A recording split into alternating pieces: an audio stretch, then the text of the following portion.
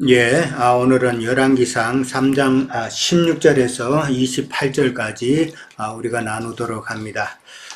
지난번에는 이제 솔로몬이 기브온 산당에서 1,000번째 제사를 드린 후에 이제 그날 밤에 꿈에 하나님이 솔로몬에게 나타나셔서 무엇을 구하라라고 그렇게 참 계시를 하셨죠. 이것은 솔로몬을 참 시험하는 그런 행동이기도 했다라고 우리가 나눴었습니다. 그럴 때에 이제 솔로몬이 주의 백성을 재판을 할 때에 선악을 분별하는 지혜를 달라고 그렇게 참 이야기를 했습니다. 그러니까 주의 백성을 재판할 때 선악을 분별하는 지혜라는 것은 우리가 그리스도의 심판대에서 참 재판을 할 때에 선악이라는 것은 어떠한 믿음의 삶을 살았는가를 온전히 분별할 수 있는 그런 지혜를 달라고 한 것이었다라고 그렇게 우리가 나눴었죠. 그럴 때에 하나님께서는 솔로몬에게 지혜롭고 총명한 마음을 주셨다라고 그렇게 이야기를 합니다. 그리고 구하지 아니한 부귀와 영광도 주셨다라고 그렇게 우리가 나누었었습니다. 이 부귀와 영화라는 것도 물질적인 부귀와 영화만을 생각하는 것은 아니죠. 참 영이신 그리스도께서 받을 그 부귀와 영광이다라고 우리는 이해를 해야 될 겁니다. 자, 오늘 이제 솔로몬의 이제 재판입니다.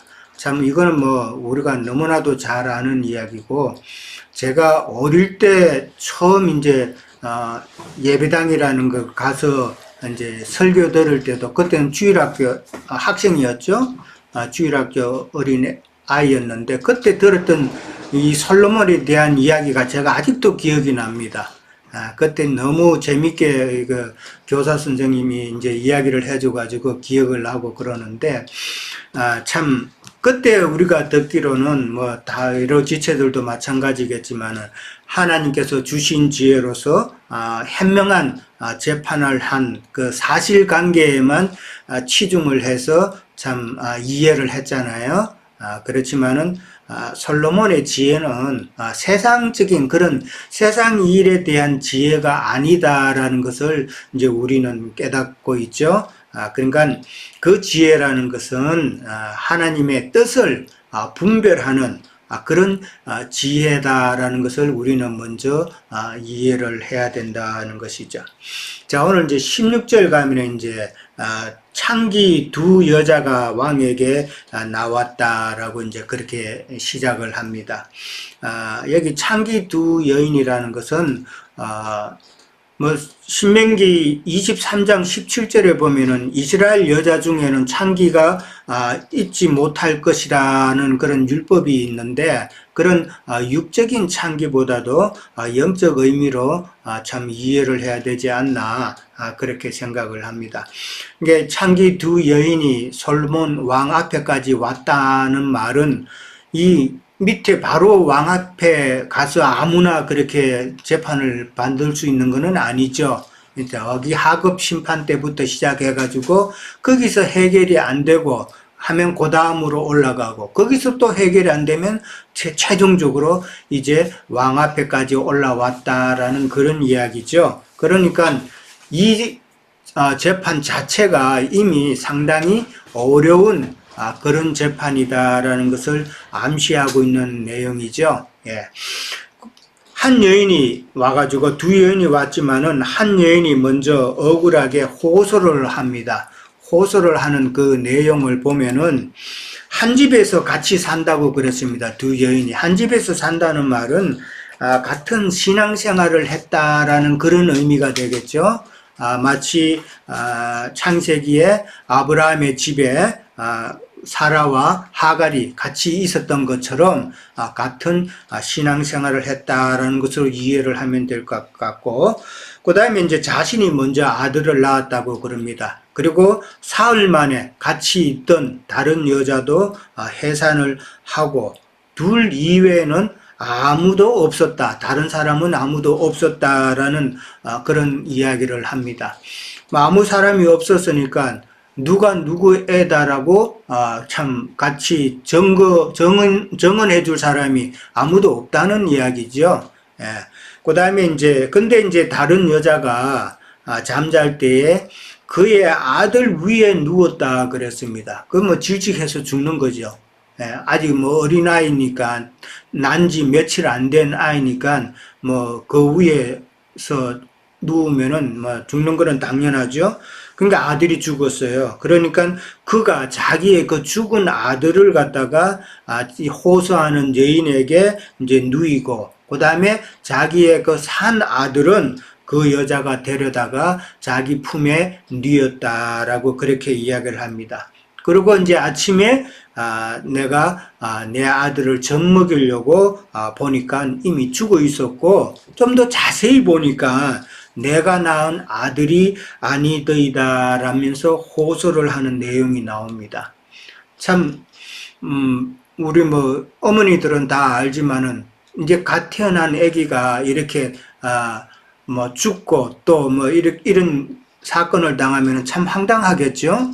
예, 참 어려운 상황인데, 두 여인이 한 집에서 살면서 서로 이 3일 간격으로 해산했다. 둘밖에 없는데 해산을 한 것도 참, 뭐 성경의 출애굽기에 보면은 히브리 여인들은 참 다 튼튼해가지고 뭐 산파가 오기도 전에 뭐 애를 다 낳았다고 그런 말이 있었죠. 그것처럼 이 두 여자도 참 건강했는지 어떻는지 둘밖에 없는데 아들을 그렇게 낳았다는 것이죠. 근데 이제 이 둘은 둘밖에 없는 그런 상황이고, 그 다음에 다른 사람은 아무도 없다라는 이런 내용은, 그리고 그들이 창기라고 이렇게 소개된 걸로 봐서는 참 상당히 멸시당하고 참 낮은 그런 서러움을 당하는 그런 계통의 사람이었다라고 우리가 이제 짐작해 볼 수는 있겠죠. 그런데 이제 한 여인이 호소를 그렇게 하니까 또 다른 여자가 또 바로 반박을 합니다. 바로 반박하기를, 아니다. 산자는 내 아들이고 죽은 것이 바로 네 아들이다 하면서 그렇게 또 반박을 했죠. 그러니까 호소하던 여자가 또 반박을 합니다. 아니라 죽은 것이 네 아들이고 산 것은 내 아들이다라고 참 서로 이 말이 끝나기 무섭게 서로 반박하면서 서로 팽팽하게 그렇게 주장하는 그런 모습입니다. 이 서로 팽팽하게 주장한다는 이런 모습은 이게 제가 판결이 쉽지 않다라는 그런 의미도 되겠죠. 참 쉽지 않은 그런 내용인데, 팽팽한 주장을 했다라는 것은 서로 참 오늘날 이 세상 교계와 진리와의 싸움에서 서로 팽팽하게 그렇게 주장하는 그런 모습을 우리는 또 생각해 볼 수 있다, 그렇게 여기죠. 자, 이런 두 여인의 서로 그 주장을 갖다가 24절에 가면은 솔로몬이 이제 다 들었습니다. 솔로몬이 다 듣고 솔로몬이 하는 말이 칼을 가져오라고 그렇게 이야기를 하죠. 칼을 가지러 왔고, 그 다음에 왕이 이르기를 산 아이를 갖다가 둘로 나눠서 반은 이 여자에게 또 나머지 반은 저 여자에게 주라라고 그렇게 이야기를 합니다. 이 솔로몬이 칼을 가져오라라는 이 명령을 했다는 것은 이제 판결을 어떻게 해야 될 것이라는 것은 이제 그 방향을 잡았다는 이야기죠. 알았다. 어떻게 판결을 해야 되겠구나 하면서 이제 칼을 가져오라고 그랬는데, 이 칼은 이제 물론 진리의 칼을 의미한다라고 우리는 생각할 수가 있죠. 그러면서 이제 왕이 이 산 아이를 갖다가 그 칼로 한 반을 나누어서 한 여자에게 주고 또 다른 여자에게 주라라는 이런 참 이해할 수 없는 그런 명령을 하게 되죠. 간혹 성경에 보면은 참 사람의 생각으로는 이해할 수 없는 그런 하나님의 그 명령이 많죠. 그렇지만 결국은 그 명령을 행하게 되면은 사람이 사는 그런 결과를 많이 낳게 되죠. 오늘도 마찬가지로 그런 죽어야 된다는 그런 사나이를 그렇게 죽여야 된다는 그 명령에는 참 결국은 하나님께서는 두 생명을 살리는 그런 결론이 나죠. 아이도 살리고 그 아이의 어머니도 살리는. 그러니까 그 아이가 죽으면은 그 어머니도 죽겠죠. 예, 그러니까 결국은 두 생명을 살리는 그런 내용이다라는 것이죠. 그럴 때에 26절에 가면은 산 아들의 의미인 여자가 이제 아들을 위하여서 마음이 불붙는 것 같았다라고 그렇게 이야기합니다. 그렇죠. 당연히 자기 참 아들이 이제 죽을 그런 왕의 엄한 명령에 따라서 죽을 수밖에 없는 상황인데 마음이 참 불타는 것은 당연하겠죠. 그래서 왕께 아뢰기를 산 아이를 갖다가 다른 여인에게 주고 제발 죽이지 말라라고 그렇게 참 호소를 합니다. 그것은 의미로서 참 자기의 아들의 생명을 사랑하는 그런 마음이었기 때문에 당연히 그런 호소를 할 수밖에 없는 것이죠. 그러니까 그렇지만은 또 다른 여자는 또 반응이 다르죠. 다른 여자는 내 것도 되지 말고 그 다음에 네 것도 되지 말고 무조건 하고 나누라라는 이야기입니다. 자, 이 말도 자세히 보면은 참 이해가 잘 안 되죠. 내 것도 되지 말고 네 것도 되지 말고 그냥 무조건 나누라. 이 말은 이 여자가 자기가 그 아들을 취했던 거는 그 아이를 사랑해서가 아니라 결국은 자기 아들은 죽고 다른 여인의 같이 있던 여인의 아들이 지금 살아 있으니까 거기에 대한 엄청난 질투심이 생겼다라고 보는 것이죠. 엄청난 질투심과 그 다음에 자기 아들은 죽었는데 쟤는 살았으니까 거기에 대한 소유욕이라 그럴까요? 그런 질투와 소유욕 때문에 참 무조건 하고 죽이라고 그렇게 나누라고 이야기를 합니다. 그러니까 자세히 보면요, 이 여인은 그 질투에 눈이 멀어가지고 먼저 친어미가 했는 말을 이해를 못했어요. 그렇죠? 친어머니가 먼저 제발 죽지 말고 저 여자에게 주라, 저 여자에게 줘서 죽지 않게 해달라라고 호소를 했는데 저 여자에게 준다는 말은 아마 못 들은 것 같아요. 예. 그러니까 이게 너무 그 질투에 눈이 멀어가지고 친어머니의 그 말을 갖다가 이해하지 못한 그런 어리석은 여자였다라는 것을 참 생각해 볼 수가 있지 않나 그렇게 봅니다. 그러니까 진짜와 가짜 어미 사이에 엄청난 그런 대조가 지금 이제 나오죠. 참 솔로몬은 어떤 외적인 증거는 하나도 없잖아요. 누가 봤으면은 참 그 사람 말을 들을 텐데 외적인 증거도 없고 이런 상태에서는 이제 솔로몬은 내적인 증거, 그러니까 누가 친어머니인가 그 모성애를 이용을 해서 지금 판단을 했다라고 그렇게 우리는 이해를 할 수가 있는 것이죠.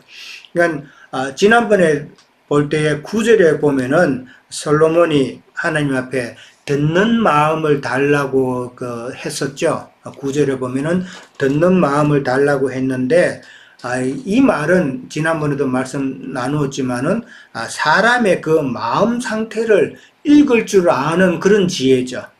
듣는 마음이라는 것은 누가 상대방이 무슨 말을 하면은 그 사람의 마음이 어떻다라는 것을 깨달을 수 있는 읽는 그런 마음을 달라라는 그런 내용이었는데 그러려면은 듣는 마음을 가지려면은 듣는 여유도 있어야 된다라는 것이죠. 이 다른 악한 여인은 듣는 여유가 없었죠. 듣는 마음이 없었단 말이에요. 그러니까 누가 말을 하면 자기 말하기 바쁜 그런 상황이었죠. 그러니까 참으로 어리석은 여자였다. 그러니까 이 솔로몬은 듣는 마음이 있었기 때문에 듣는 여유도 있었다라는 것이죠. 듣는 여유가 있으면은 어떤 마음으로 저런 말을 했는지 그것도 이해하는 마음도 생긴다라는 것이죠. 사람 간의 관계에 있어서도 이게 상대방의 말을 잘 들을 줄과 알고 그러면은 서로가 참 이게 좋은 분위기인데, 상대방이 말하기도 전에 말을 첫 마디 딱 꺼내고 나면은 그다음 자기의 말을 해버리면은 이건 여유가 없죠. 그러니까 지혜롭지 못한 그런 모습이다. 그 솔로몬의 지혜와 그다음에 이 어리석은 여인의 그 대비를 우리가 또 한번 생각해 볼 수가 있다는 것이죠. 자, 그다음에 이제 두 여인에 대해서 이제 우리가 한번 살펴봅니다. 그냥 막연하게 창기 두 여인으로 볼 것이 아니라, 두 여인은 여기서 두 교회를 말하고 있다라는 것이죠. 두 교회인데, 아까 말씀드렸던 사라와 하갈과 같은 그런 것으로, 사라와 그 다음에 하갈을 두 교회로 연결해서 우리가 생각해 볼 수가 있다라는 것이죠. 그러니까 두 여인이라는 것은, 악한 그 어머니 같은 경우는 그 당시 이제 유대교, 예수님 당시 유대교이고, 그 다음에 그 유대교의 영을 받은 오늘날 세상 교계를 참 악한 여인으로 우리는 생각해 볼 수가 있고, 그 다음에 진짜 어머니였던 여인은 참 신약 교회와, 그 다음에 진리의 영을 받은 오늘날 장자교회, 소수의 무리들 교회가 아닌가, 그렇게 우리는 나눠 볼 수가 있겠죠. 둘 다 아들을 낳았다 그랬어요. 둘 다 아들을 낳았는데, 그 유대교 그 악한 어머니가 낳았던 그 아들은 참 세상과 연합되는 그런 아들, 그 다음에 문자적으로 성경을 이해하는 그런 단순한 그런 육적 자녀를 낳았다라는 것으로 이해가 할 수가 있고, 그 다음에 친어머니가 낳았던 그 자녀는 진리와 생명의 말씀으로 난 영적인 자녀였다라는 것으로 우리가 구분해 볼 수가 있겠죠. 그 다음에 이제 양육 방법이 이제 다릅니다. 양육 방법을 보면은 이 악한 어머니는 참 생명을 기이 여기는 그런 모습이 없어요. 그러니까 이 말은, 오늘날 세상 교회, 큰 교회들은 한 생명이 전도돼서 오면은 그 생명에는 관심이 없고, 그래서 많은 사람을 데리고 오는 숫자에만 관심이 있고, 그 다음에 온 그 사람이 부자냐 아니냐 그것만 관심을 두죠. 좀 옛날에도 한번 말씀드렸던 것 같은데, 제가 한국에 있을 때 대학 1학년 때인가, 그때 이제 그 동네에 치과 의사가 이제 교회에 처음 왔어요. 그러니까 전도사님부터 시작해서 목사님까지 나와서 다 그냥 반갑게 맞이하고 그래요. 근데 좀 없는 사람이 이렇게 교회에 왔는데, 그 사람은 뭐 크게 그렇게 반가워하지도 않아요. 그때 제가 대학생 때 그거 보고, 야, 어떻게 교회가 이럴 수가 있나 했던 느낌이 아직도 지금 저는 갖고 있어요. 그러니까 세상의 그 영혼에 대해서는 깊은 그런 관심을 안 보이고, 그 사람이 돈이 있느냐 없느냐, 일을 잘할 수 있는 사람이냐, 배운 사람이냐 아니냐, 아니 그런 것만 따진다는 것이죠. 그러나 이 장자교회에서는 참 한 영혼을 귀하게 여기는 그런 모습을 가지고 있죠. 오늘 어머니가 친어머니가 그랬잖아요. 아침에 일어나자마자 자기 자식에게 젖을 먼저 물리려고 그랬다는 것이죠. 그러니까 양육에 신경을 쓴다는 그런 이야기잖아요. 그 다음에 이제 이 악한 어머니 같은 경우는 그 아들이 이게 그 아들 위에 누웠다 그랬어요. 이건 질식사예요, 질식사. 질식사라는 건데, 그러니까 이 말은 세상 교계는 생명을 갖다가 죽이는 교회다라는 그런 모습을 우리는 생각해 볼 수 있죠. 이 질식사 했다는 말은, 여러분 아마 그거 다 경험을 하셨을 거예요. 세상 교계에 있으면은 목사님이 아무리 설교를 해도, 성경 공부를 아무리 해도 이게 답답해요. 그런 경험 다 가지고 있었죠. 그게 질식사죠. 다른 거 있나요? 지금 여기서 이게 아이를 그렇게 해서 질식사해서 죽였다라는 것은 세상 교회에서는 깨달음도 없고 계시가 없기 때문에 그저 답답할 것밖에 없다는 것이죠. 이제 그렇게 되면 그 생명은 죽는 거잖아요. 그것을 지금 이 아이의 죽음을 통해서 우리는 생각해 볼 수 있지 않는가. 그렇지만은 이 장자교회에서는 참 그 영혼을 갖다가 잘 양육을 하죠. 날마다 진리로 공급하잖아요. 조금 그 나쁜 그 악한 어머니 같은 경우는 애가 먹든 말든 그냥 내팽개쳐 주고, 그 다음에 부모가 아기가 갓 태어났으면은 그 아기를 요리 싸고 저리 싸고 안전하게 그냥 추울까봐 그냥 다 단돌이 다 하고 그러잖아요. 그리고 잠잘 때도 참 자기도 조심하고 그래야 되는데, 이 자기가 조심하지 않고 자기 편한 대로 그냥 잠잤다는 거잖아요. 편한 대로 해서 했다는 말은 이 교회를 통해서 자기의 편안만, 자기의 이익만 구했다는 그런 의미도 되겠죠. 그렇게 했으니까 그 아기는 죽었다라는 이야기죠. 참 설교를 통해서 생명이 공급이 안 되면은 그것만큼 정말 답답한 게 없더라고요. 우리 수잔자매가 참 세상 교육에 있으면서 너무나도 답답해가지고 자꾸 진리를 쫓아 나가다 보니까 결국은 여기까지 오게 됐는데, 저도 이제 그냥 뒷치마 붙잡고 오다가 여기까지 오게 된 거고요. 그러니까 이게 저도 세상 교육에 있으면서 설교 듣고 성경을 아무리 읽어도 무슨 뜻인지 몰랐잖아요. 그러면 정말 답답해요. 자, 그 다음에 이제 이 장자교회에서는 날마다 진리로 공급하고, 또한 이미 죽었던 영혼까지도 사실은 살리는 그런 모습이잖아요. 그것을 우리는 알아야 된다. 그러니까 오늘 나온 두 여인은 그냥 단순한 두 여인이 아니라 참 두 교회를 이야기하는 것이고, 이것은 마지막 때에 두 교회가 그리스도의 심판대에서, 솔로몬의 심판대는 그리스도의 심판대니까 그리스도의 심판대에서 어떤 판결을 받을 것이며, 그 다음에 어떤 신앙생활을 해야 되는가를 지금 이 솔로몬의 재판을 통해서 우리에게 이야기해주고 있다라는 것이죠. 27절에 가면은 솔로몬은 모성애를 이용해 가지고 산 나이를 친어미에게 돌아가게 판결을 이제 하게 됐죠. 그것으로 이제 하나님의 공의가 세워진 것이고, 뭐 성경에는 없지만은 당연히 그 불의한 여인은 처벌을 받을 수밖에 없겠죠. 그것이 하나님의 공의다라는 것이죠. 그러면서 28절에 가면은 온 이스라엘이 참 왕을 두려워하였다 그랬습니다.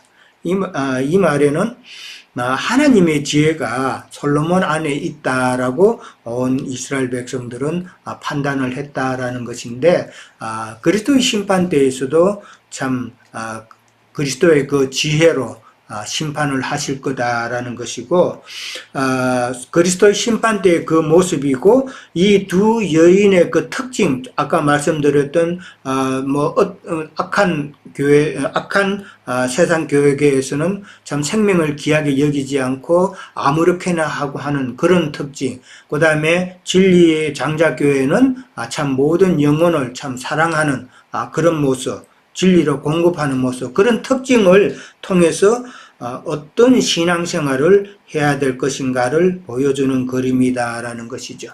근데 이제 솔로몬의 그 오늘 재판을 딱 보면은 특징이 있죠. 참 신속했다라는 거. 우물쭈물하지 않고 그 다음 날짜로 넘어가지 않고 그 자리에서 바로 판결을 내리는 그런 신속함이 있었고, 그 다음에 그 판결에 대해서 누구나도 아무도 그 이의를 제기할 수 없는 확실한 판결을 내렸다라는 것이죠. 확실한 판결이 내렸고, 그 다음에 부정한 그 악한 여인이 뭐라고 답할 수 없는, 논쟁의 여지가 없는 그런 판결이었다라는 것인데, 이런 그 솔로몬의 판결의 모습은 나중에 그리스도의 심판대에서도 똑같은 모습이다라는 것이죠. 세상 교계에 다니면서 나는 무엇을 했고, 내가 11조도 많이 했고, 나는 뭐 시골에 교회도 몇 개를 지었고, 뭐 그런 이야기를 아무리 해봤자 참 그리스도의 심판대에서는 통하지 않는다라는 것을 이야기하고 있다라는 것이죠. 그리스도께서 심판하실 때는 아무도 이의를 이의를 제기할 수 없다. 이미 그때는 다 늦었다라는 것을 우리는 기억을 해야 되는 것이죠. 자, 저는 여기까지만 하도록 하겠습니다. 연결해 주세요. 네.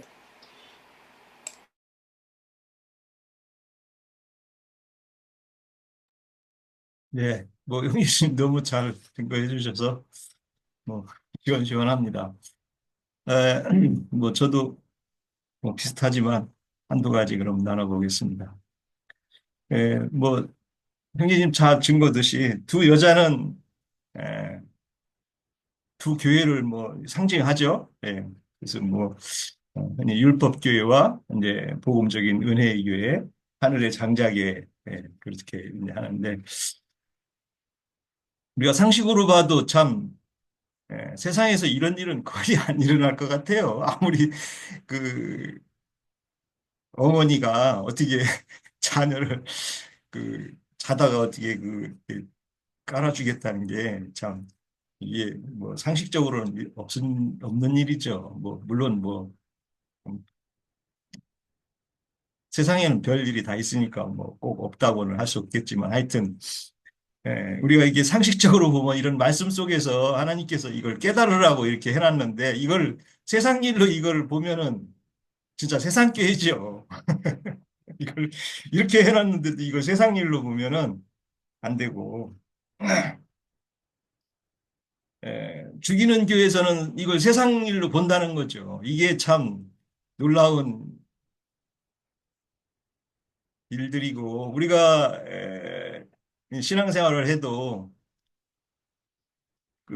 주님이 이제 그러셨죠. 배나도 지옥 자식을 한다. 교인을 하나 만나면은 너희들은 뭐 어떻게 배나도 지옥 자식이 되게 한다 그랬는데 처음에 그걸 읽을 때 이게 무슨 소린가 저는 했어요. 이게 아니 교인을 해가지고 많이 늙으면 잘한다고 칭찬을 해야 될 텐데 어떻게 배나도 지옥 자식이 된다. 아, 이거 신앙생활 잘못하면은 이 배나 지옥 자식이 되는구나. 그 말씀을 딱 읽을 때 했는데 오늘날 기독교인들은 그런 말씀을 염두에 두는 분들이 거의 없어요.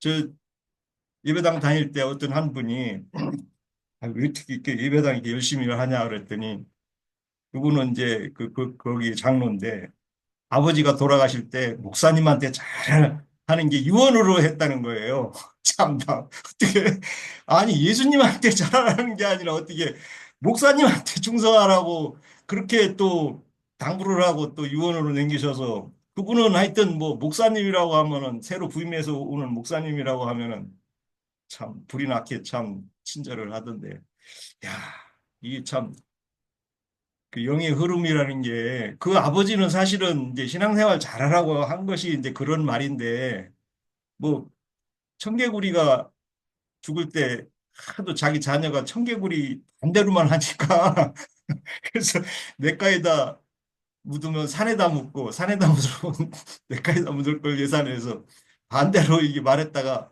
아 죽은 다음에는 진짜 이건 어머니 말 한번 들어야 되겠다 부모님 말 들어야겠다 냇가에다 심었다고서 비만 오면 운다는 거예요. 그래서 내려갈까 봐. 참 아유, 제가 그 꼴 아닌가 정말 예배당 다니는 사람들 보면 참 눈물이 안 날 수가 없어요. 우리가 보면은 자기가 죽는 줄도 모르고 그걸 그렇게 좋다고 그냥 그 신앙생활을 하고 있으니 참 형제님 늘 증거 중에 율법교회가 참 네. 예, 마태복음 24장 41절 한번 읽어보겠습니다. 24장 41절. 두 여자가 맷돌질을 하고 있음에 한 사람은 데려가고 한 사람은 버려둠을 당할 것이니라. 그러므로 깨어 있으라. 어느 날에 너희가 주가 임할는지 너희가 알지 못함이라. 예, 깨어 있지 못한 여자를 이렇게 비교를 하면서 주님이 이제 이렇게 말씀으로 당부를 하고 있는데 맷돌질을 한다는 게 뭐 세상에서 맷돌질 처음에도 이거 야 무슨 여자가 맷돌질을 하고 있는데 맷돌질하는 여자를 데려가고 하나는 안 데려간다는데 이게 참 이해하기 처음에 힘들더라고요. 이 신앙생활을 어떻게 하느냐를 말하는 거죠. 맷돌질 안에 말씀을 갈았다는 거죠. 말씀을 잘 읽고 했다는데 한 사람은 데려가고 한 사람은 버려둠을 당했다는데 버려둠을 당하는 잠든 여자를 상징하는 거죠. 신앙의 잠든 자들. 세상교회 사람들이 말씀을 그렇게 읽어도 잠든 사람이에요. 눈이 가려져 가지고. 잠자면서도 성경은 잘 읽더라고요, 그래도. 참, 말씀을 보면 우리가 어떻게 읽고 어떻게 이해할 건가는 참 말씀 안에서 잘 찾아보면 이게 다 이해할 수 있는 것인데, 그래서 고린도후서 3장 6장에는 의무는 죽이는 것이요 살리는 것은 영이로다 했는데, 이 영의 생각으로 우리가 젖을 먹고 말씀을 읽고 할 때 주님 앞에 데려감을 당하는 여자는 살림을 받는 사람들이죠. 죽이는 사역을 그렇게 하면서도 자기가 죽이는 사역인지 모르는 이 잠든 여자가 또 욕심은 있어가지고 살려주는 산 아이를 자기 아이라고 이렇게 해가지고는 같이 죽이자는 거죠. 이 솔로몬은 이건 뭐 보나 마나 이건 뭐 너무 쉬운 얘기죠. 같이 죽이자고 그러니까 뭐 당연히 이 죽이는 여자는 그러면 그러자고 반씩 나눠가지고 하자고. 그 여자는 불이 붙는다고 했다는데 마음이 여기서 보면은 이 불 붙는다는 얘기가 그 요셉이 베냐민을 만났을 때 복받쳐서 그 눈물을 흘리고 이제 너무 감격해서 그랬다는 건데 이게 이제 복받친다는 그런 마음의 그런 뜻 같아요. 그래서 에, 정말 자기 자녀가 칼로 두 동강이 나서 이걸 바라볼 어머니는 없죠. 예. 남의 손에 키우더라도 살려야죠. 예. 그래서 이렇게 백일하에 누가 참 어머니인지를 이렇게 드러나는 심판을 솔로몬은 했는데 그 영의 그 판결은 지혜라고 그랬죠. 영의 판결은 지혜가 아니고서야 성령의 지혜가 아니고서 이것을 어떻게 알 수 있겠어요? 살리는 자들의 영에 있는 생각들은 말씀을 읽을 때 살리는 영으로 증거하고 죽이는 영이 무엇인가를 정확하게 이렇게 얘기하죠. 유다서에 그래서 가인의 길에 가는 자들을 살인자들이라고 하고 가인의 길에 있는 자들이 에, 유괴 생각으로 신앙생활을 하는 것들이 다 이렇게 갈라지지 않은 자들이죠. 굽이 갈라지지 않은 자들이 에, 죽이는 인간 교훈과 사람의 생각으로 성경을 이렇게 봐서 어, 죽이는 사역으로 나타나는 것이 결국은 계시록에서 666으로 사람의 생각으로 인이 처진다는 거죠. 그래서 진리의 증거를 하면은 그래도 그렇지 뭐 이래가지고 유괴 생각으로 사람들을 다시 돌아가게 만들어서 결국은 하나님 앞에 엄한 심판과 죽이는 불지옥이들 기다린다는 것을 불못이라고 그러죠. 불못이 기다린다는 것을 이런 말씀을 상고할 때 살리는 사역이야말로 주님 앞에 우리가 있는 자들이고 또 그 끝은 정말 주님께서 주시는 상급 부활로 들어가는 그런 우리 신앙 여정이 있다고 봅니다. 그래서 하늘의 장자교회만이 정말 주님 앞에 살리는 교회, 살리는 여자의 사역으로 주님은 우리에게 이런 말씀을 통해서 우리에게 알려준다 봅니다. 마치겠습니다. 네, 또 이어주시겠습니까? 예. 네, 에, 오늘 그 솔로몬의 재판의 내용은 이제 우리가 그 열왕기 1장에서부터 이렇게 쭉 이어오는 것을 보면 우리가 이제 그 그리스도의 어떤 심판 때에서의 어떤 그런 어떤 재판 장면과 같다라고 우리가 뭐 나눴던 것 같아요. 그런데 우리가 앞서서 이제 1, 2장에서 나오는 등장인물은 그 요압과 시므이와 바르실레 이렇죠. 그래서 각자가 어, 그 다윗에게 어떻게 했는가, 그러니까 왕에 대해서 어떻게 행했는가 이런 거에 대한 그 심판이었어요. 그래서 이제 요압과 시므이 같은 경우는 이제 흔히 우리 요한복음에 보면 뭐 부활의 심판의 부활 여기에 이제 해당될 거고 바르실레 같은 경우는 자신의 어떤 그 어려운 행위로 인해서 이렇게 보상을 받는 어떤 그런 것으로 이제 이렇게 보여진다라면 오늘은 이제 그 두 여자 그래서 앞선 이제 형제님들이 그 교회로 이제 이렇게 비유한 거 그렇게 이제 보는 게 맞다라고 생각이 들어요. 그래서 이제 그 심판은 각자가 이렇게 믿음 생활을 하면서 이룬 구원에 대한 어떤 그런 판단이 있는가 하면 어디에 속한 어떤 교회 그래서 여기에 보면 이제 먼저 낳은 여자가 아들을 낳은 여자라면 이제 뭐 우리가 흔히 이제 율법교회의 그 낳은 아들이라고 이렇게 볼 수 있을 것 같아요. 근데 이제 그 먼저 낳은 여자가 이제 뭐 이렇게 자기가 그 상대편 여자에게 뭐 아이를 이제 이렇게 뭐 깔아서 이렇게 죽였다라고 이렇게 하는데 사실은 이제 어떻게 죽였는지는 이제 사실은 모르는데 자기가 그렇게 했으니까 어 이렇게 했겠죠. 그래서 이제 깔려 죽었다라는 것은 율법의 어떤 그 무거운 짐에 이렇게 깔려 죽은 거 이런 걸 포상하겠죠. 그리고 이제 사흘 후에 나왔다라면 이제 그 영에 의해서 낳은 어떤 그런 어떤 교회를 상징할 것 같아요. 그래서 오늘 이제 그 우리가 각자가 이제 신앙을 잘 하는 것은 결국에는 어떤 단에서 이렇게 묶여서 어떤 교회를 이루는가에 따라서 이제 공급받는 말씀이 다르니까 그러니까 어, 좋은 부모가 이렇게 건강을 잘 챙겨주는 어떤 부모 설화에 있으면 아무래도 뭐 좋은 걸 이렇게 먹고 이렇게 마시면 건강하겠죠. 그런 거와 마찬가지라는 생각이 들어요.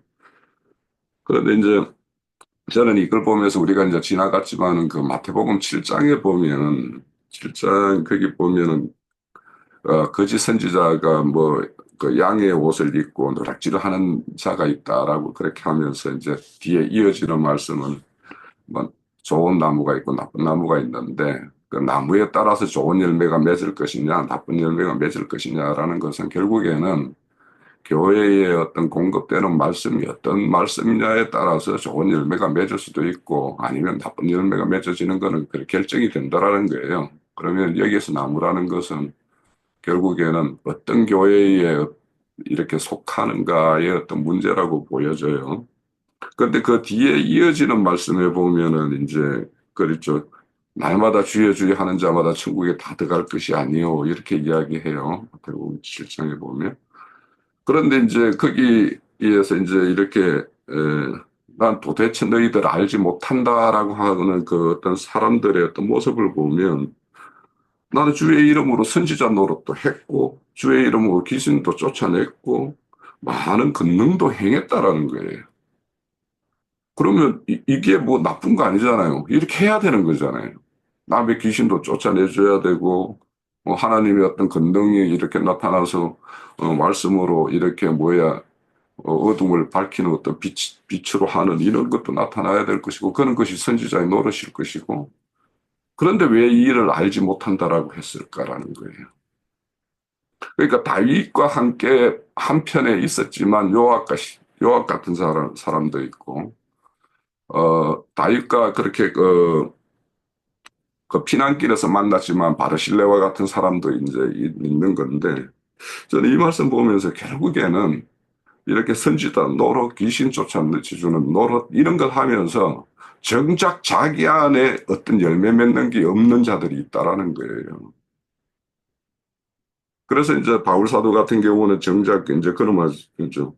내가 남에게 복음을 전파할 거다한 후에 정작 자신이 버려질까 하여 내 몸을 쳐서 복종시킨다라는 말을 해요. 그러니까 우리 어떤 신앙이라는 게 저는 이게 굉장히 중요하다고 생각해요. 우리가 가진 말씀 가지고 다른 사람 구원을 이루는 데는 우리가 뭔가 기여를 할 수 있어요. 그런데 정작 자기가 구원을 못 이루면 그래서 자기가 열매가 없으면 어떻게 할 것인가 이런 것이 이제 저는 마태복음 7장의 그 내용이라고 보여요. 그래서 이제 오늘도 여기 보면 두 교회에서 한 아이는 깔려 죽었고 한 아이는 이제 그런 음,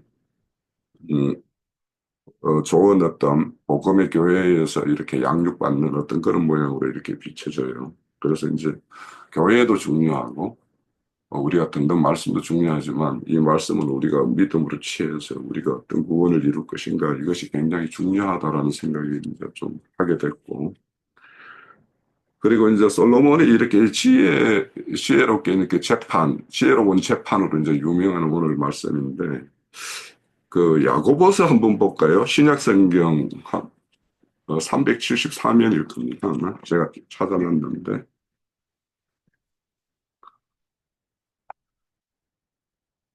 야고보서 3장 그 13절부터 보면 너희 중에 지혜와 총명 있는 자는 누구냐? 그는 선행으로 말미암아 지혜의 온유함으로 선행을 보일지라 이렇게 말해요. 그럼 우리가 교회에서 이제 바른 말씀, 진리의 말씀 이런 걸 받았으면 그에 따른 우리에게 이제 지혜와 총명이 있겠죠.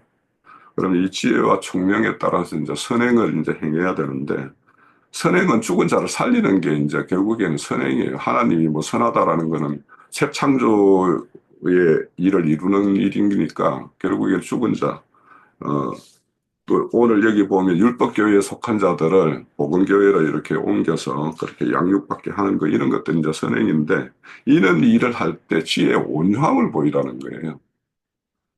그런데 그 밑에 보면 이제 땅에서 나는 지혜와 하늘에서 오는 지혜가 있는데 땅에서 난 지혜는 시기와 다툼 또는 거슬리는 거짓말 이런 것이 이제 땅에서 나는 지혜이고 하늘에서 난 지혜라면 이제 성결과 화평과 17절에 있죠. 간용과 양순과 긍휼과 이런 것을 있고 또 그 밑에 보면 편견과 거짓이 없다고 이렇게 말씀을 해요. 그런데 이제 우리가 이렇게 진리 말씀을 추구하면서 상대들에게 우리가 뭔가 편견을 가지고 있는 것처럼 보일 수도 있어요. 우리가 잘못 진리 증거를 하다 보면. 그래서 우리가 여기에 그들을 이제 불쌍히 여기고 간용으로 이렇게 대하는 거, 이런 마음을 기본적으로 우리가 깔고 있으면서 그들에게 이제 복음을 전가하고 하나님의 어떤 그런, 진리 증거가 이루어져야지, 에, 되지. 그렇지 않으면 여기에 시기와 다툼처럼 이런 것처럼 이렇게 비칠 수가 있다라는 거죠. 그래서 우리가 이런 지혜를 좀 한번 생각을 해봐야 되고, 아무튼 아까 마태복음 7장에 보면 천국에는 아버지의 뜻대로 행하는 자들이 이렇게 들어갈 것이다라고 이 말씀을 해요. 그러면 아버지 뜻대로 행하는 것은 그 요한복음 6장 뭐 38절 원절에 보면 마지막 날에 주님께 주어진 자들을 다 이렇게 마지막 날에 이렇게 살리는 것이 아버지의 뜻대로 행하는 것이다라고 하고 거기에는 또 아들을 보고 믿는 자가 영생을 얻는 것이 아버지의 뜻이라고 이렇게 말씀을 했어요. 그러면 우리가 이렇게 하는 것은 아들을 믿는 건데 그 아들, 그 주님이 우리의 맏아들이라면 우리가 그 아들들이 된단 말이에요.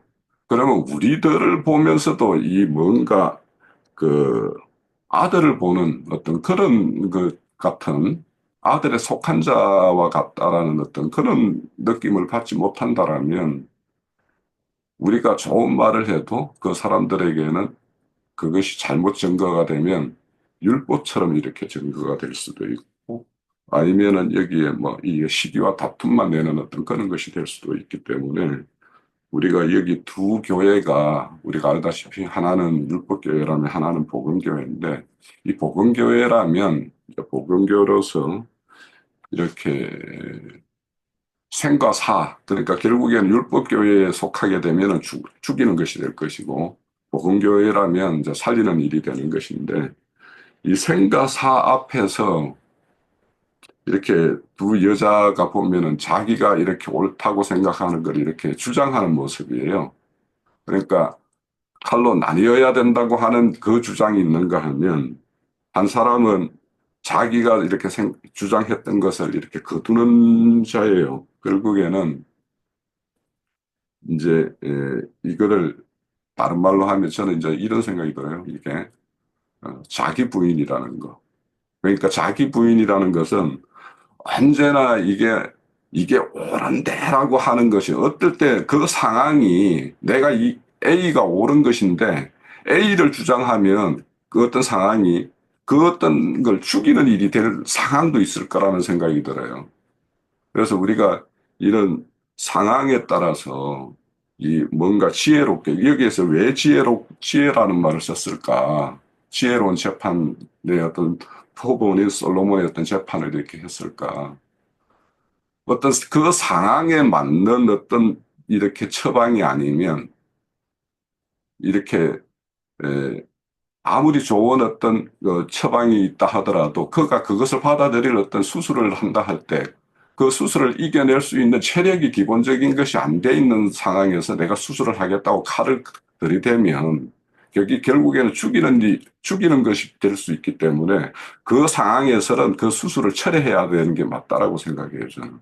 그래서 우리의 어떤 교회의 어떤 복음 전파하는 과정에서도 거기에 맞지 않는 어떤 처방, 이런 것들을 내리면 이렇게 깔려 죽이는 역할.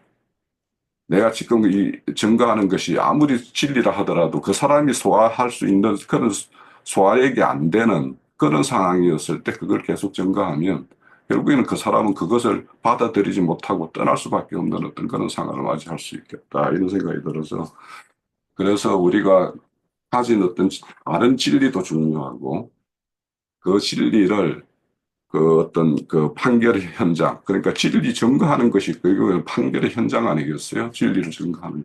그래서 그때 상황에 맞게 이렇게 잘 이렇게 대처하는 것이 솔로몬과 같은 어떤 지혜로운 어떤 재판장으로서의 그의 어떤 이임받은 자로서 이렇게 행하는 일이 아닐까 이런 생각을 하면서 오늘 저는 말씀 드렸습니다. 예. 예, 감사합니다.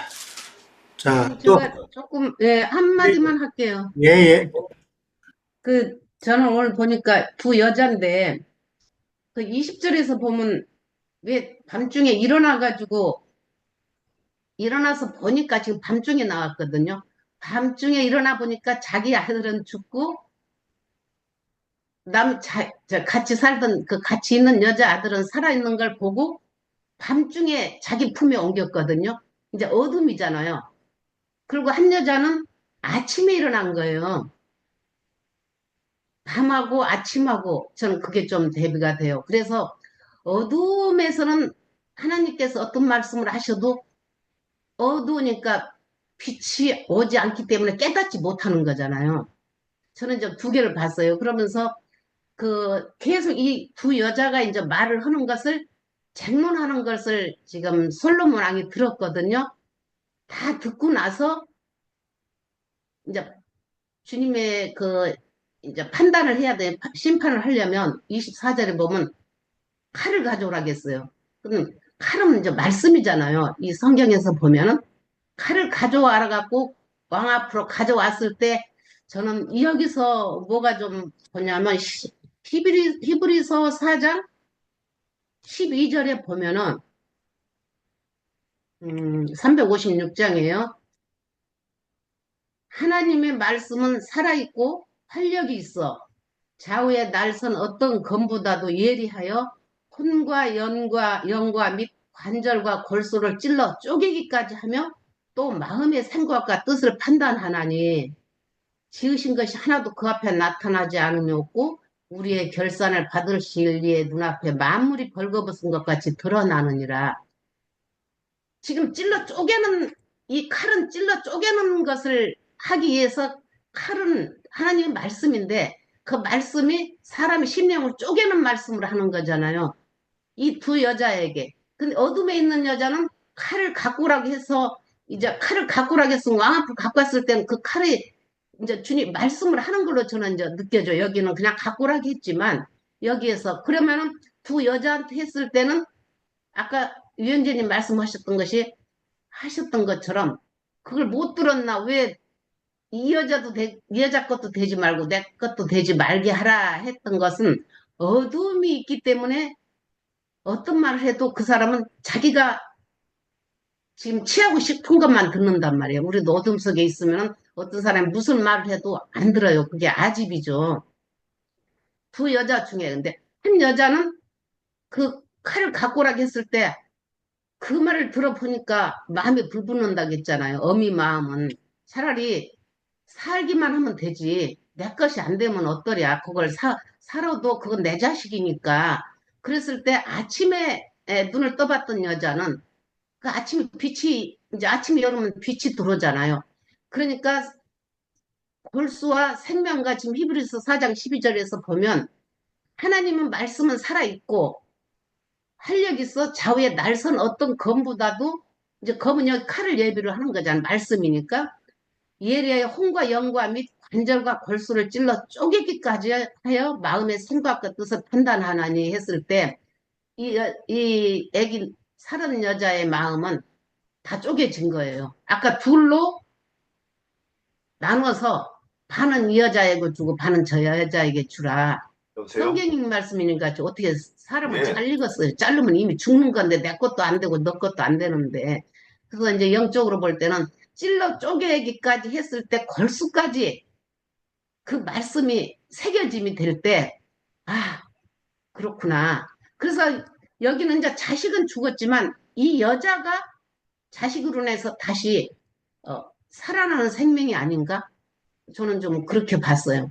그래서 그 28절에 보면 이스라엘 왕이 심리하여 판결함을 듣고 왕을 두려워하였으니 이는 하나님의 지혜가 그의 속에 있어 판결함을 범이러라. 그러니까 말씀을 쪼개서 아주 그 깊이까지 했을 때 두 여자지만 한 여자는 그 말을 듣지를 못하는 거예요.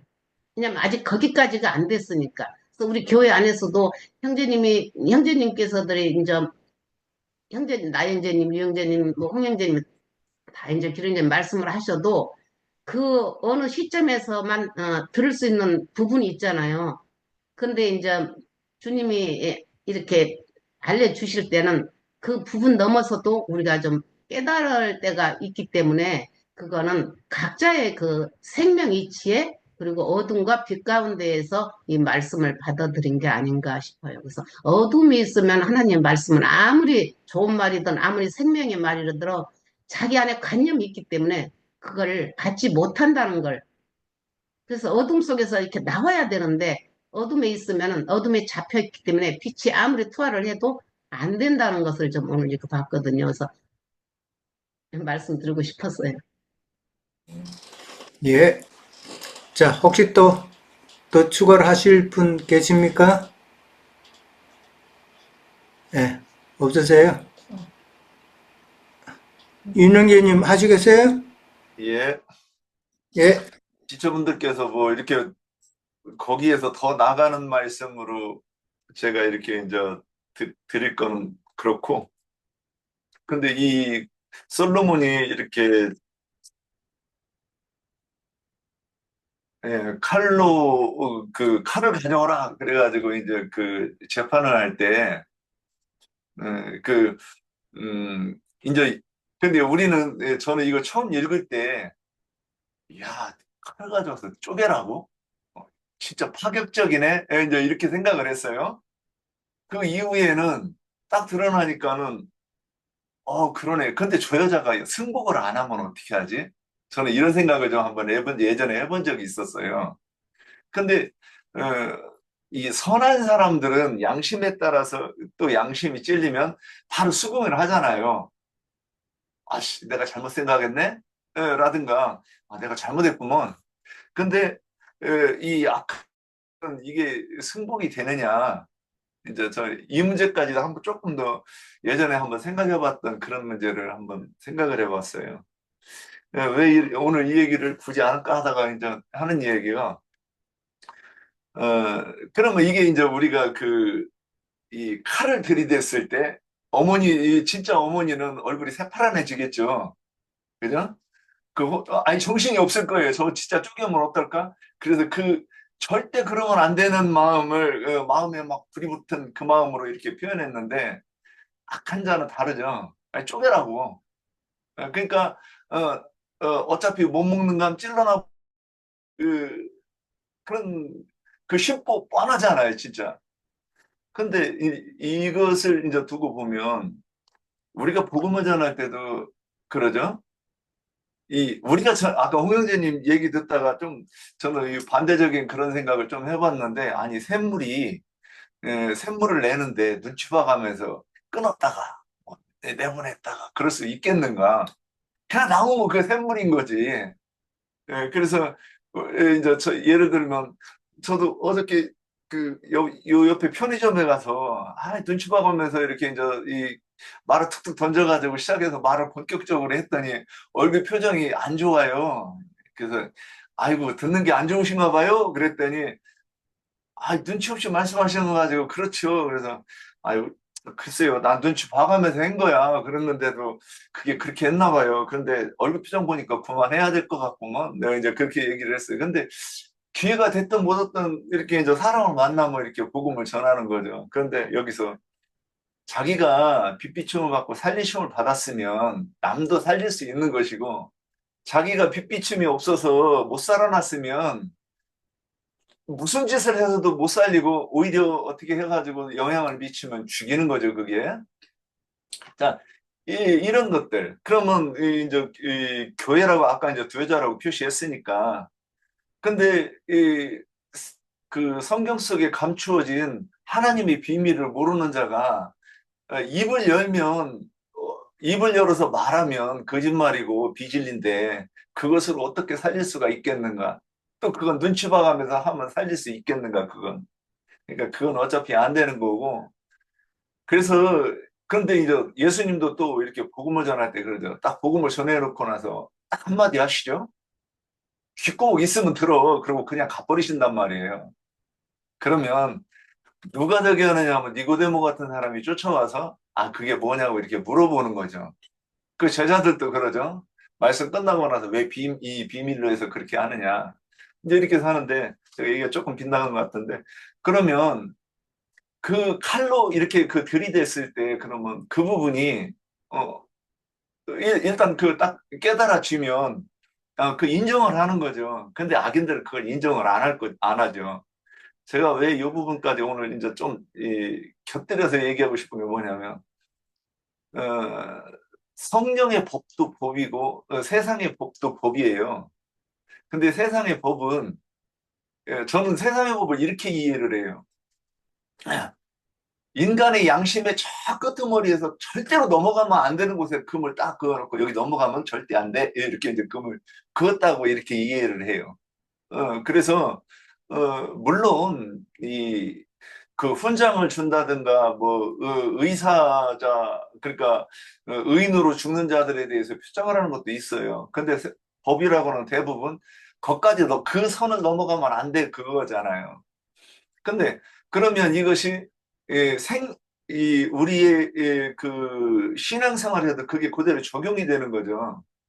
근데 이 법은 생명의 성령의 법은 어, 이것이 하나님의 법이기 때문에 그것이 다른 표현으로 공의인데 그 길로 가야 되는데 그 이 까라죽인 여자는 어, 자기가 죽여놓고 나서 또 산자도 또 죽이겠다고 달려드는 그런 모습으로 이렇게 보였어요. 그러면 여기서 우리가 음, 제가 오늘 얘기하려고 했던 거는 좀 그동안 답답했던 부분을 좀 얘기하려고 자꾸 돌아가네요. 네. 그래서 우리가 지금 교회에 이렇게 정치가 들어오는 부분에 대해서 잠깐 얘기하려고 오늘 이 부분 가지고 그러면 자꾸 이런 것에 대해서 마음을 쓰고 신경을 쓰다가 보니까 교회까지 이걸 가지고 들어와서 이걸 하는데 특징이 있어요, 보면. 이치가 안 통해요. 그래서 저는 요즘에 이런 생각을 해요. 사람이 결국 나라를 살리는 것은 중도가 살리는 거라고 생각을 해요. 왜 그러냐? 좌나 우나 보면 자기들 말만 하거든. 넌 말은 안 듣고. 그런데 교회에서도 이치에 맞는 말이면 그게 듣고서 저 사람이 하는 말이 이치에 맞는 말인지 맞지 않는 말인지 분별조차 하려고 안 하고 누가 저게 이치에 맞지 않는 말이야 그러면 아 하고 흔들어 버리는 이런 모습. 그러니까 이런 것이 교회까지도 이게 들어오는 것 같아가지고 오늘 아이 깔아주기는 엄마가 너미 아이 갖다가 내 아이고 죽은 건 네 아이라고 그러면서 그 아이도 또 죽이려고 하는 그 모습이나 그 어떤 이 정치판에서 돌아가면서 말도 안 되는 선전선동하고 6.25 때 그 완장 차고 나서 완장 채워주고 축청 만들려는 눈빛 뻔뻔뻔 해가면서 아무나 막 잡아 죽이려고 하던 그런 그 모습들이 요즘에서도 저는 보이고 야 이거 잘못하면 내전도 일어나지 않겠나 이런 생각이 이제 굉장히 염려가 돼요. 그런데 그런 모습이 실제로는 교회에서 심지어 진리를 공급받는다고 하는 이 사람들도 그러니까 법이 그렇다 그러면 일단 그 선도 안 지키고 그런 어떤 주장들을 하는 것들을 이렇게 보면서 야 세상에서 불법이 이 진리의 세계에서도 그대로 투영이 되고 그 모습이 심지어는 진리를 추구한다고 하면서도 그런 것이 분별도 안 되고 옳고 그름도 분별 못하고 세상의 법에서도 정한 그 선까지도 넘나들면서 어, 교회에서는 진리를 세상에서는 내 맘대로 내가 들은 대로 그러니까 여전히 순리에 안 맞고 이치에 안 맞는 것들을 주장하면서 그러는 것들이 있지 않나. 그래서 제가 요즘 이런 얘기들 한번 해보고 싶었었는데 오늘 이 여자를 가지고 이 아이를 깔아 죽인 여자를 가지고 이렇게 빗대어 가지고 한번 이렇게 말씀드렸습니다. 쓸데없이 길었습니다. 죄송합니다. 예. 자, 그럼 또, 이제 더 없으신가요? 네. 예. 그러면은, 장로 형제님 하신 말씀이 있을 것 같은데. 자, 마지막으로, 하시고, 오늘은 끝내죠. 예. 네, 오늘은 나온 그 말씀의 그 전체적인 맥락이나 또는 중점을 모든 지체들이 잘 표현하신 것 같아요. 예, 더 추가를 꼭 해야 된다는 생각은 별로 없지만 그 두 여자를 모두 창녀라고 그랬어요. 그러면 좀 의심이 가지 않을, 왜 창녀가 자식을 낳았다고 표현을 했을까? 이것은 아직 연약한 육신을 입고 있는 인생들이 모인 교회가 하나님이 보시기에는 창녀라고 보신다는 거죠. 예. 아직 두 여자인데 다 창녀라고 표현을 했어요. 그러나 한 여자는 아까 우리 안자매님 이걸 정확하게 지적을 잘했대. 어두움 속에 있는 어둠의 자식을 낳는 여자도 있지만 아침의 아들 빛의 아들을 낳는 여자도 있기 때문에 외모로 보면은 다 창녀예요. 어쨌든 우리가 육신의 세상에 살고 있으면서 신앙생활을 하는 모든 성도들은 아직도 세상사의 일들과 하나님의 일을 겸하여 이렇게 추구를 하고 부모를 안 할 수가 없죠. 그런 것을 좀 생각을 해봐야 되겠다는 생각이 들었고, 그리스도의 심판대에서는 두 여자를 이제 정확하게 분별하는데, 생명의 성령의 법칙 안에 있는 산자의 어머니와 죄와 사망의 법칙 안에 있는 죽은 자의 어머니가 지금 명확하게 갈라졌어요. 그러면 산자의 어머니는 주님의 교회일 것이고 죽은 자의 어머니라는 죄와 사망의 법칙, 즉 저주의 법칙 아래에 있는 기독교계의 아들이니까 전도자들이라고 표현을 해야 되나? 목회자들이라고 표현해야 되나? 이제 그런 자들이에요. 그래서 이런 대비가 우리들이 어떠한 가르침을 받을 때 어떠한 모임에서 뭘 가르침 받느냐에 따라서 생명의 성령의 법칙을 가르침 받으면 그 산자의 어머니는 자기 자식이 죽을 위경에 처해졌을 때 그 자식을 포기한다는 것은 자기 자신이군 살았어도 산자가 될 수가 없잖아요. 자기 자식을 생으로 만약에 자식을 잃게 된다 그러면 전에 우리고 뭐 세월호 사건인가 뭐 이런 거 있었을 때 그 자식을 잃은 어머니들이 그 원한을 막 그냥 계속 한설인 그런 모임들을 갖고 한탄하고 그럴 때 전 국민이 다 울었었잖아요. 그때 나도 뭐 눈물 꽤나 흘렸었는데 동정심도 가고 그 길로는 자식이 수학여행 간다고 인사하고 이러고 나갔는데 죽은 시체로 이게 돌아온다 그러면은 미쳐버릴 일이지 그게 뭐 제정신 가지고 어떻게 살겠어요. 그런데 그런 어머니들이 나와서 막 한탄과 원한과 이런 것을 하늘을 향하여 막 하나님에까지 들리도록 그렇게 외치고 그럴 때 감동을 같이 하고 불쌍히 여기고 같이 눈물 흘리고 이것을 그렇다고 이미 죽은 사람들을 또 뭐 정권이 어떻게 해결해 줄 수 있는 것도 아니지만 한마디라도 말 한마디라도 따뜻한 말로 하면서 우리도 너무 애통하고 너무 가슴이 아프다. 당신들의 심정을 우리가 다 안다. 예, 이 모든 것은 우리의 불찰이다.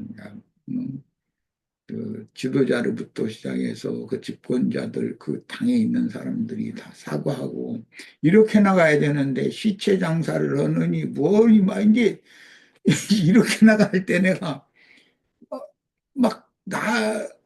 어떻게 할 수 있는 것도 아닌데도 막 그런 말을 할 때 보면 그 사람을 쳐다도 보기 싫어지고 막 주먹이 불끈불끈 쥐어지고 막 옆에 있으면 쥐어 박고 싶은 그런 것을 느꼈어요. 그런데 사람은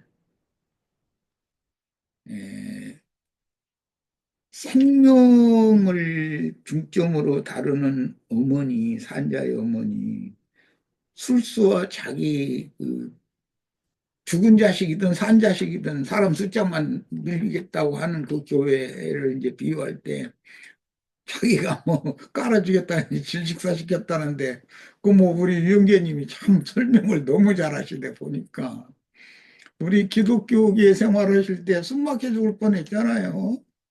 다 다 죽게 생겼는데 그래도 진리와 생명이신 주님께서 은혜를 입혀서 우리를 거기서 죽음 직전에서 꺼내가지고 생명의 세계를 이렇게 데려다 놓으신 거 이런 것을 생각해 보면 사람이 세상에 태어나서 일생을 사는데 생명이신 하나님의 손안에서 양육을 받는 그런 신앙생활을 하다가 주님의 심판대 앞에 서야지 죄와 사망의 법, 율법의 저주로 날마다 숨 막혀 죽을 정도로 숨 쉴 틈도 주지를 않는 그리고 몰아치는 돈 내라고 졸라대기나 하고 막 이러면은 이게 사람 죽을 일이거든. 근데 그런 것에 대해서 아무런 분별이 없이 이런 말씀을 읽는 또 가르치는 교계 목회자들이나 가르침을 아무 생각도 없이 그냥 육신의 세상 일로 이렇게 야 솔로몬이 지혜로워도 재판을 참 멋있게 했다 뭐 막 이런 식으로만 가르치는 건 좀 너무 부족한 것 같아요. 미흡한 것 같고 우리 형제 자매님들 나보다도 더 깊이 생각을 했을 거라고 생각하고 우리는 생명 안에서 그리스도의 은혜로 잘 양육받는 그런 아름다운 교회 생활을 잘 하다가 주님 앞에 산자의 어머니로 인정받는 그런 판단을 받도록 교회를 어떠한 교회를 우리가 지향하고 세울 것인가 같이 힘을 좀 모았으면 하는 그런 마음입니다. 기독교에서는 사람들 마침